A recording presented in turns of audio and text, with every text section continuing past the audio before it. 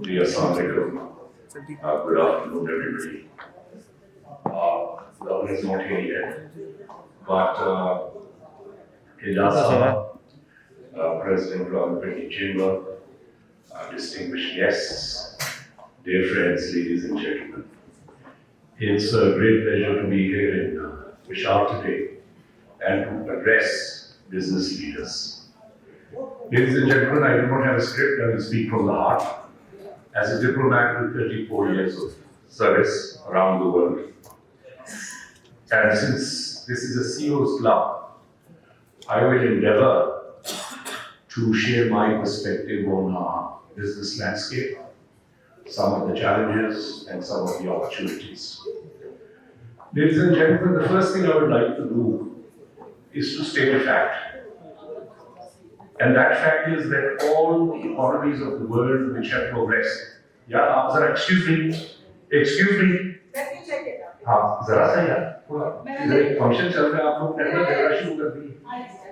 अच्छा, the first thing that I would like to state is that all economies which have progressed in the world, it is the private sector which drives growth. I put it to you. Is Microsoft run by the US government? No. Is McDonald's run by the US government? No.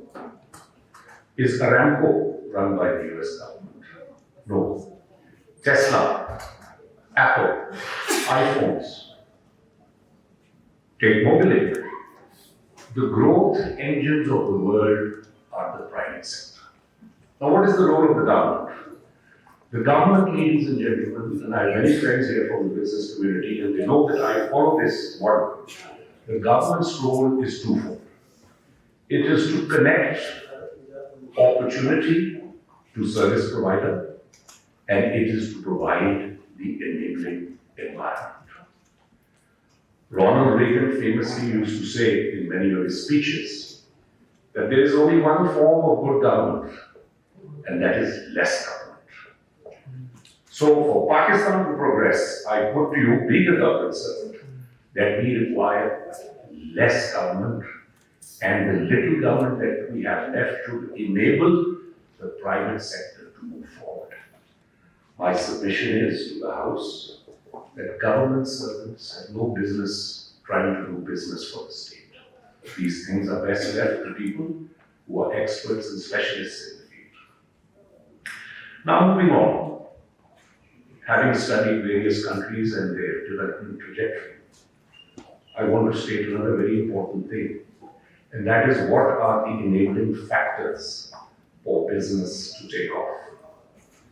One of the first things, ladies and gentlemen, and it is an inescapable fact, that is safety. We talk of FDI, we struggle to attract FDI, we try to attract FDI. But the fact of the matter is that physical safety is extremely important, especially for international investors. Of course, judiciary, policies, continuity, political stability, these are all other factors. We have made a mess of our energy sector. I think one day, hopefully, when we're all up there in the sky, maybe there'll be a board which is going to ask the mandarins of our power sector what exactly they did with this country. We have ended up with the most expensive electricity, and that impacts all production in the country. Electricity has become now so expensive that people like myself, middle class salary people, we are compelled to put solar power panels in our homes because we simply cannot afford to pay the monthly electricity bill. Now, how do you expect to compete with neighbors? Let's talk of Bangladesh, let's talk of India, what to speak of many others like Turkey, etc. These are all your competitors in the global market.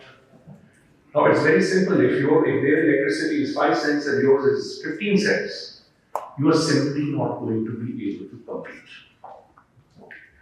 Ports, shipping, connectivity, another very, very big factor. I was in Djibouti a couple of months ago, and I can share with you that the CEO of Djibouti port gave me a briefing on how quickly they endeavor to offload a container, how quickly they place it, and how quickly they want it on a truck out of the port. So these efficiencies in the logistics cycle, this excellence is something that we also need to study and we need to emulate. Infrastructure, very, very important, again, as an enabling factor. And also the skill set of our people. Excellencies, ladies and gentlemen, we have a population bomb on our hands. Do we have the capacity to train, educate, and provide a skill set to our youth? Is our economy growing fast enough to provide jobs to the millions of children who are in school today? That is a question I leave with you. Moving on to opportunities. Opportunities are plenty in the world if we can get our act together. And the biggest, lowest hanging fruit is the great continent of Africa. Ladies and gentlemen, for us, it is the ignored land, the ignored continent. There are 54 countries, 1.5 billion people with a youth bulge. 65% of 1.5 billion people are below the age of 26. There is an increasing demand for goods and for services. There is a growing market, growing population, and most importantly, raw materials aplenty. At the moment, CPEC, BRI, the string of pearls, whatever you like to call it, the model is that China goes into Africa, takes back the natural resources, produces something, and then sells it again. So there's a coming and a going of goods, raw materials, etc. I put to you that the next pivot after Pivot Asia is going to be the pivot towards Africa. Because that is where the growing market is, that is where the resources are, that is where the labor force is, and that is where cheap energy is now coming in. Having mentioned Djibouti, let me mention another country in East Africa. And let me tell you, East Africa is far away, yes, very far away. Can anybody in this hall tell me how long the flight is from Karachi to Addis Ababa? It's 4.5 hours. It's virtually the same as Istanbul. But Istanbul we feel is very close, but East Africa we think is very far. The distance is here, it's in our mind. It's in the connectivity.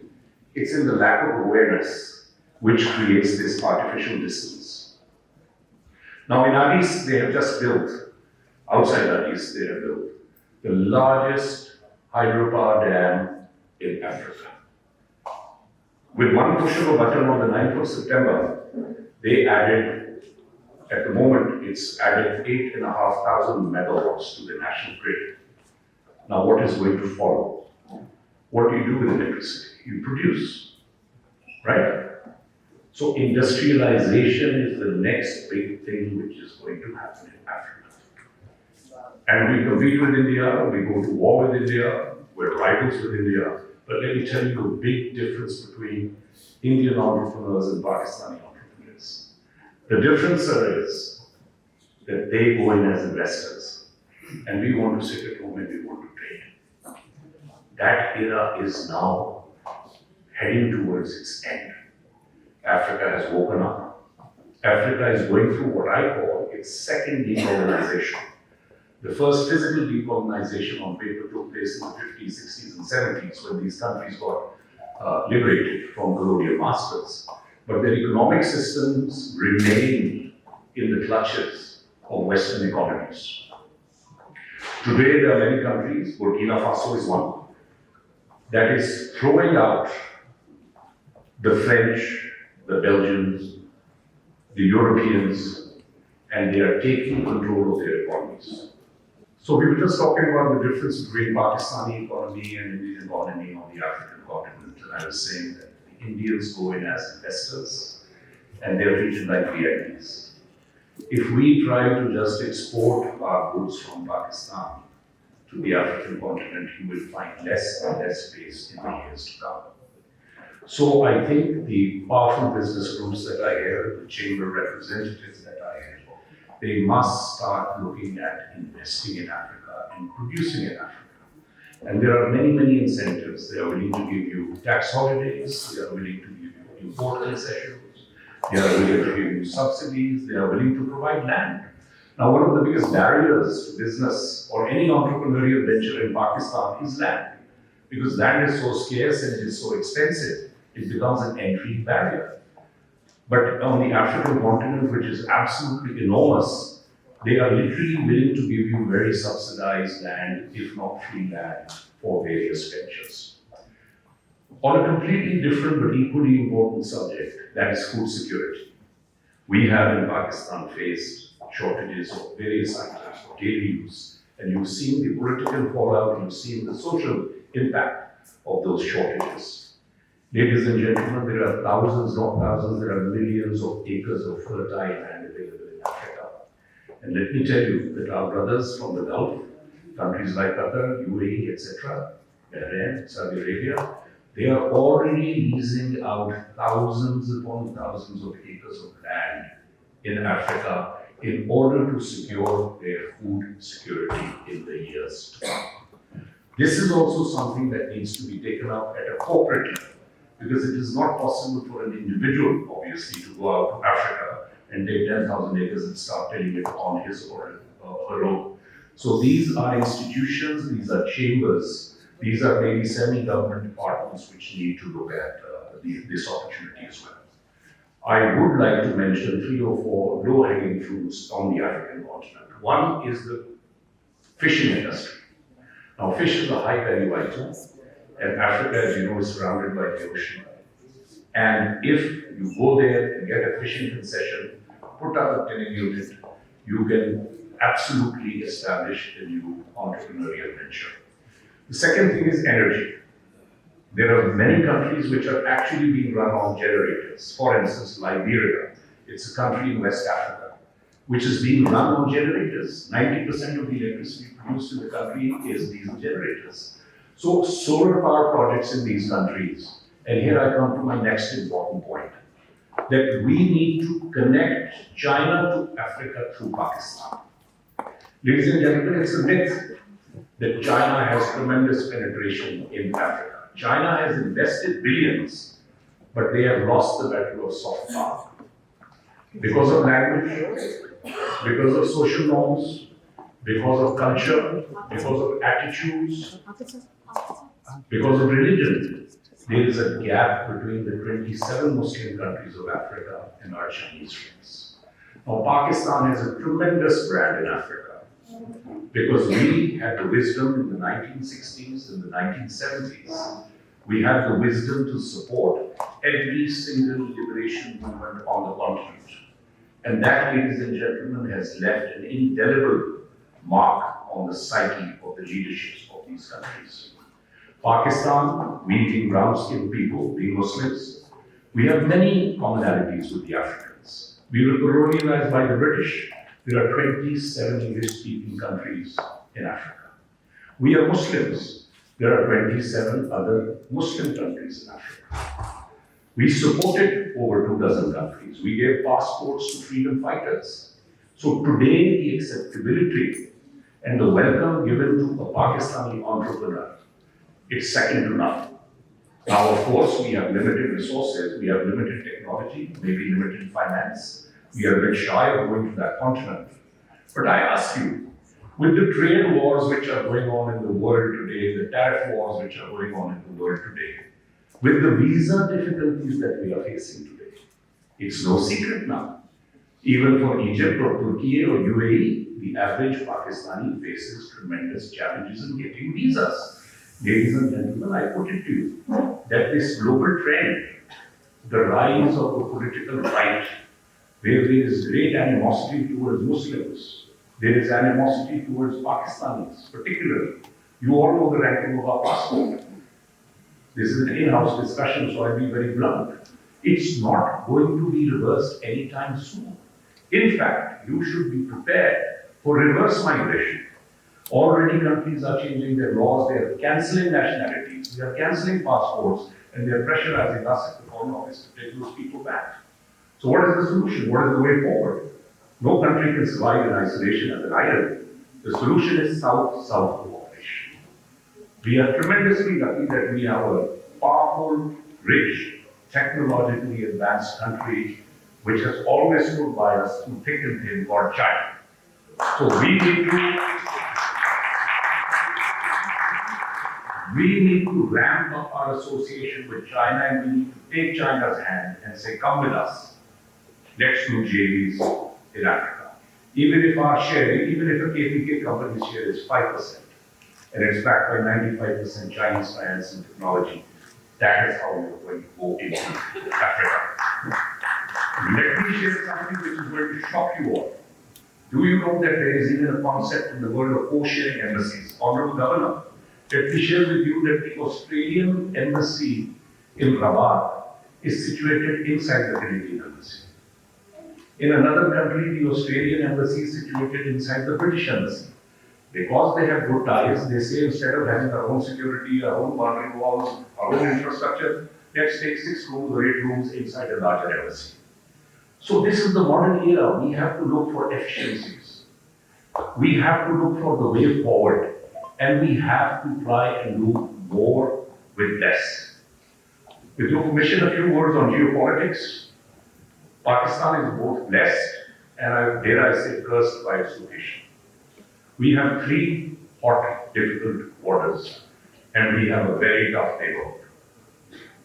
In KPK, we all are aware of the challenges that the border, the western border, has been throwing at us.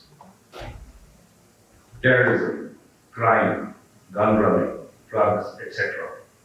Our eastern border again, the war was imposed on Pakistan. We were very reasonable. We asked for an international inquiry into the events in India, but a war was imposed on us. And Iran also remains in the eye of the storm, in the eyes of the global community. So on 3 sides, we have challenges of different types. The Iran-Pakistan pipeline, for instance. We have not been able to complete that, despite contractual obligations because of fear of sanctions. So Russia is another country that we need to look at, along with Turkey. On debt, I will say a few things, and I must say a few things. And we have a very senior banker and a former CEO of a bank sitting here in the front row, and they can shed further light on this. Ladies and gentlemen, our debt is now at an unsustainable level. Somewhere up or down the line, we are going to need austerity, and we are going to have to ramp up our productivity and exports. And also, we need to reduce the burden of debt for future generations. 30-40% of your budget going towards debt repayments is simply not the way forward. I'm informed my time is up. I thank you very much for your patience, and it's a great honor to be here at Governor House. Governor Sahab, thank you very much for your hospitality.